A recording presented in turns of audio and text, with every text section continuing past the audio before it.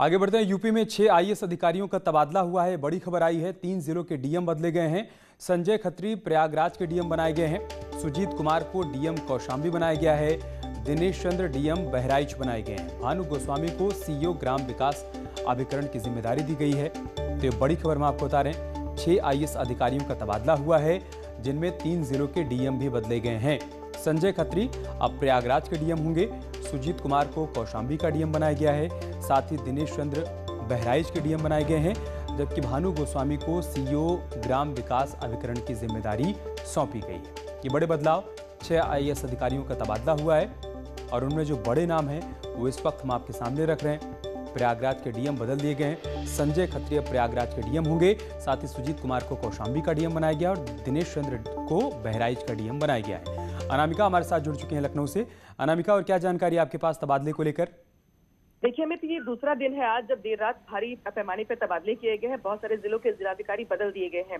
इसमें अगर बात की जाए तो सबसे बड़ा जो नाम फिलहाल दिखाई दे रहा है खबरों के लिहाज से, अब वो प्रयागराज का है। प्रयागराज में जिस तरीके से गंगा घाट की तस्वीरें दिखाई दी हैं, कोरोना मैनेजमेंट को लेकर भी खासा नाराजगी थी, तो वहां के जिलाधिकारी को हटा दिया गया है। भानुचंद्र गोस्वामी को फिलहाल सीईओ ग्रामीण विकास अभिकरण बनाया गया है। साथ ही संजय खत्री को जिलाधिकारी प्रयागराज की कमान दी गई है। इसके अलावा सुजीत कुमार, जो कि राज्य आजीविका मिशन में थे, उनको जिलाधिकारी कौशाम्बी बनाया गया है।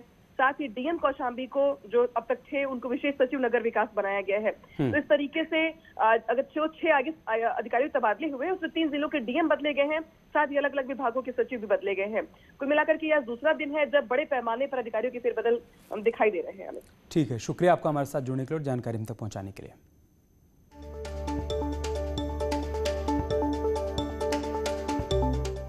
और पर्यावरण दिवस के मौके पर प्रधानमंत्री मोदी इस वक्त संबोधित कर रहे हैं। सीधा वहीं पर चलते हैं।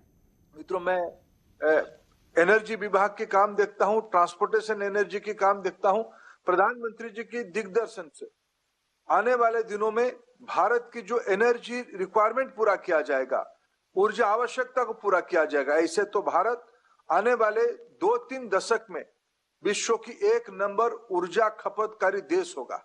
भारत एक आकांक्षी देश है, एस्पिरेशनल सोसाइटी है। उसमें हमारी आवश्यकता ऊर्जा बढ़ेगी। उसमें प्रधानमंत्री जी की कुशल नेतृत्व और मार्गदर्शन में हमने ऊर्जा आवश्यकता को बायोडाइवर्सिटी से कैसे निकालना, जिसमें हमारी देश की अर्थनीति पे, पर्यावरण नीति पे, रोजगार पे, किसानों की आमदनी को दुगनी करने में, हमारी खेती को सुरक्षित करने में कैसे एक इनोवेटिव तरीके से, जो आज यूएन ने घोषणा किया है, रीइमेजिन करिए, रिक्रिएट करिए। ये सारा विषय पिछले 7 साल में हम एक एक कदम करके हम आगे लेके जा रहे हैं।